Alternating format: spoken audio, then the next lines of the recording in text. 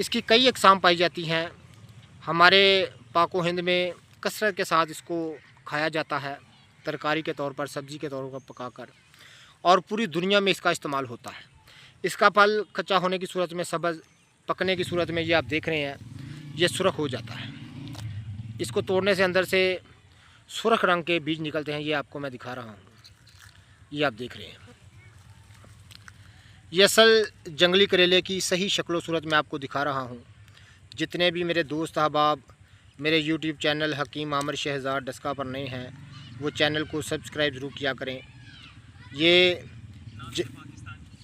जंगली करेले की सही शक्ल व सूरत मैं आपको दिखा रहा हूँ, जो कि शुगर का तरियाक इस नबातात की किस्म को कहा जाता है, और अपने अंदर अजीबो गरीब अफ़ाल व ख़वास रखने वाली एक नबातात की बड़ी अहम किस्म इसको तस्वर किया जाता है।